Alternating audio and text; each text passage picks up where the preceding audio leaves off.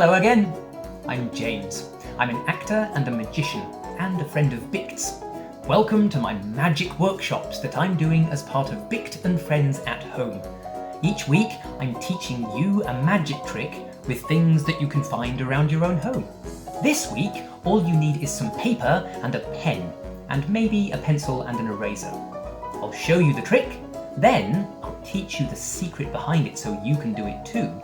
And then I'll share some tips about how you can be a better magician and a better performer.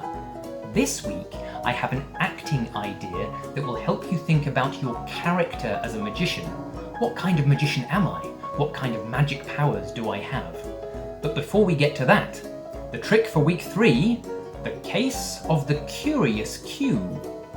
And this time, I need your help.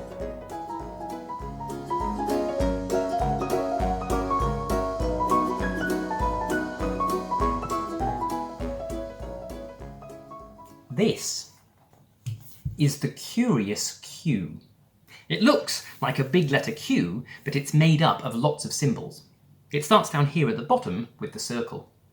Take your finger and point at the circle. And now think of a number between 10 and 30.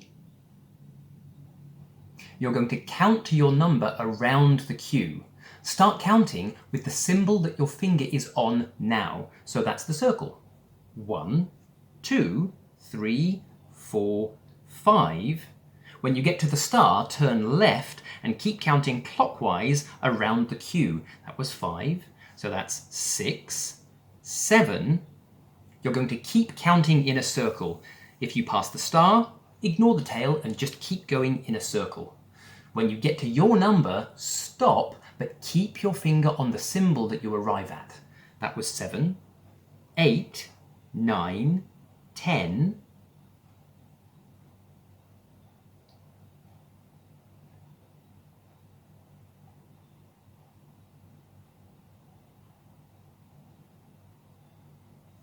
And when you get to your number, stop. Keep your finger there.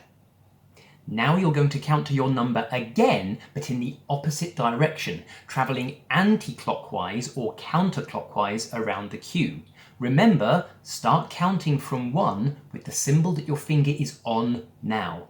So if you stopped on the wavy lines, you'd start counting from here, 1, 2, 3, 4, and count this way. When you get to your number, stop, but keep your finger on the symbol that you arrive at.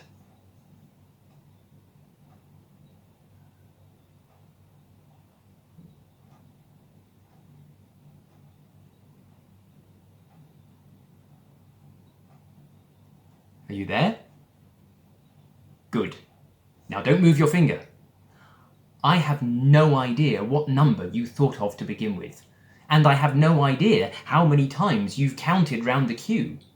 But I do have the funny feeling that right now your finger is on the square.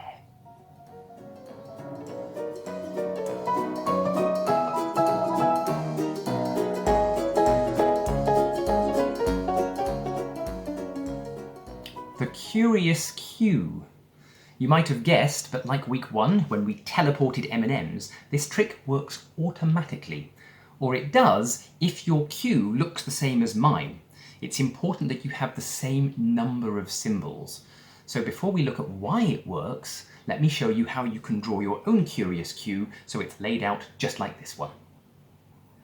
Now remember, I said the number of symbols is important. And in my Q, I have a ring of 12 symbols, like a clock face, and another 4 symbols down here, which make up the tail, and they're connected to where 5 o'clock would be. Actually, it looks like this. A ring of 12, with a symbol at each number, and then another 4 down here, 1, 2, 3, 4, connected to 5. So this is a good way to remember it. And in fact, you could use any symbols that you wanted to. But for now, let's use the same ones that I used earlier. And we'll copy this one. You just need a piece of paper and a marker pen, something to draw the symbols with.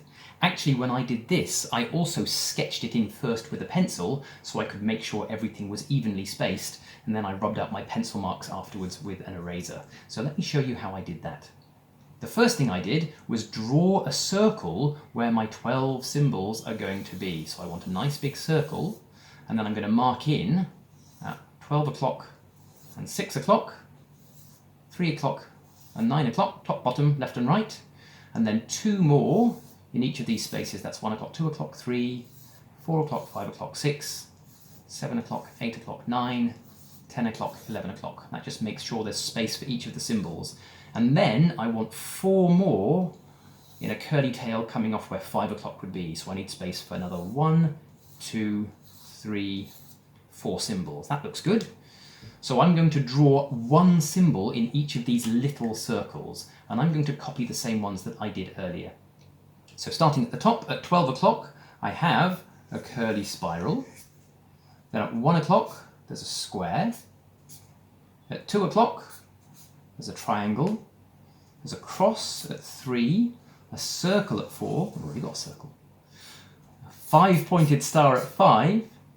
3 wavy lines at 6, an hourglass at 7, another spiral at 8, another star at 9, 3 wavy lines at 10, an hourglass at 11, and down in the tail there's a square, a triangle, a cross, and a circle. Now that I've drawn all my symbols in with a pen, I can use the eraser to rub out all those pencil marks carefully, like this, and when I'm finished, I'll just have the symbols left in the correct pattern to do the trick, just like I showed you earlier. That's the tail done already. So if I rub out the rest of the pencil marks, it will look exactly like this one. Now I said you don't have to use the same symbols. You could use any symbols that you wanted. You could draw pictures of houses and trees and cats if you wanted to use pictures, or if you have coloured pens and pencils, how about this? You could use coloured dots instead. The same idea, you start here, they count round one way, count back the same number the other, and with this, they would end up on the blue spot. How do I know that? Well, if you use the same pattern, they will always end up at whatever is at 1 o'clock. So at 1 o'clock on this, it's the blue spot.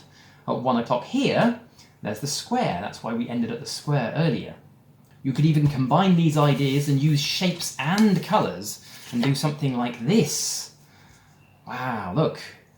So with this one, if you end up at 1 o'clock, they're going to end up on the blue square. But you could do anything, use your imagination, as long as you have a ring of 12 symbols and 4 extra ones in the tail connected to 5 o'clock, this will always work and they'll always end at 1 o'clock. But why do you always end up at 1 o'clock?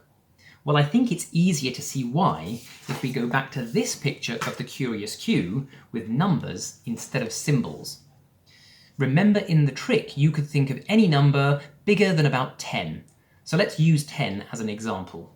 We'll start counting at the bottom, and this time it's easy because we just follow the numbers. 1, 2, 3, 4, 5, 6, 7, 8, 9, 10. Then you ask them to count to the same number, but going back the other way. Let's see what would happen if I count back down the tail of the Q. 1, 2, 3, 4, 5, 6, 7, 8, 9, 10. I get back to where I started from. Well, that's just because I've counted 10 in one direction and then 10 back the other way, the same number, so of course I get back to where I started.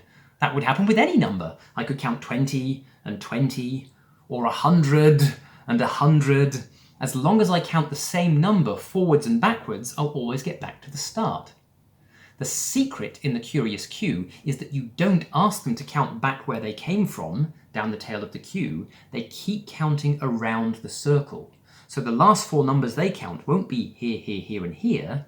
They'll be here, here, here, and here, and that's why you always get back to 1 o'clock. With numbers, it's actually very easy to see that it's the same distance from 5, 4, 3, 2, 1, to the beginning of the tail, as it is from 5, 4, 3, 2, 1, to 1 o'clock.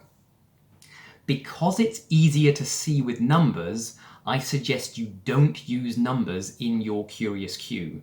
Like we talked about earlier, you could use symbols or colours or pictures or names. Just don't use numbers because that actually helps explain why this works. Now, as long as they follow your instructions, they will always end up at 1 o'clock. And this is called a force. People feel like they have a free choice. They have a free choice of number, and it feels like that means they have a free choice of symbol. If I'd chosen a different number, I'd have ended up with a different symbol. That's the sneaky bit. No, with the way the curious Q works, it doesn't matter which number you choose, you'll always end up in the same place. And that's called a force in magic.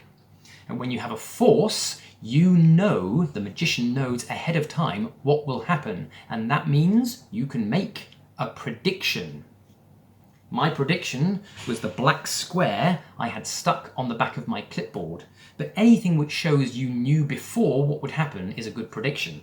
So you could draw a square on the back of your curious Q. You could even write, "You will end up on the square," on a piece of paper and leave it writing side down on the table. Anything that shows you knew in advance makes a good prediction. One other thing about involving audience members in your magic. It's always nice to involve people from the audience in magic and they feel like they're part of it, but it's usually important that they understand exactly what you want them to do, that you give very clear instructions, because if they don't do exactly what you ask, often the trick doesn't work. So for example, in the curious Q, when I demonstrated it, I was very careful about saying, when you start counting at 1 on the symbol that your finger is on now. And I even demonstrated 1, 2, 3, 4. Because if they count in a slightly different way, then they'll end up in the wrong place. So think about your script and think about how you can give clear instructions to your audience, especially when you're going to predict something using a force.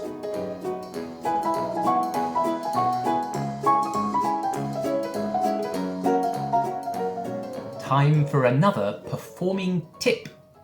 Actually, we've already had one today. If you're going to involve members of your audience, make sure you give them really clear instructions. If you need any help with that, you can always look back at my performance earlier for ideas. But I wanted to talk to you about something else today, a piece of actors' magic. Actors use something called the magic if as a way to start their imaginations, and it works like this. If this were real, what would it be like? As a magician, you might ask, if I could really do magic, what kind of magic could I do? Or, if I could really do magic, how would I make the magic happen? If you think back to week 1 when we made M&Ms magically travel around, I answered that question, how could I make it happen, by wiggling my fingers at the 2 piles. That's what we needed to do to make one of the M&Ms magically travel. But I could have chosen to do something else. Maybe to make the M&M teleport, I have to click my fingers. Or maybe I hold my hands over the 2 piles mysteriously for a moment until I can sense that one of the M&Ms has travelled across. Yes, it's happened. So think about what it would look like and how you could make it happen if you really could do magic.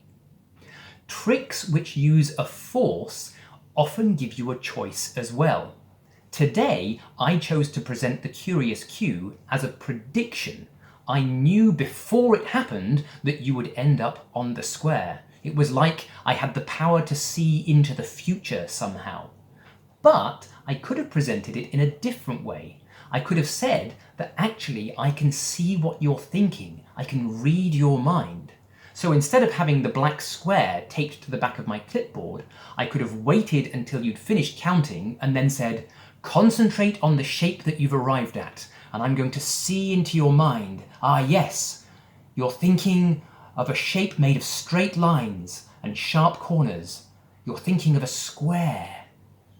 So by adding some acting and by choosing what I can do, can I see into the future? Can I see into your mind?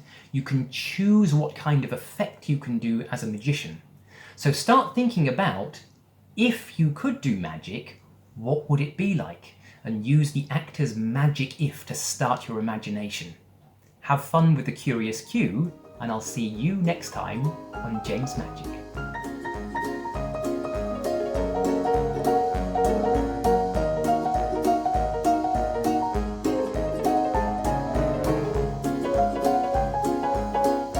Oh, before I go, I hope you're enjoying these tips and tricks and that you try them for yourself at home.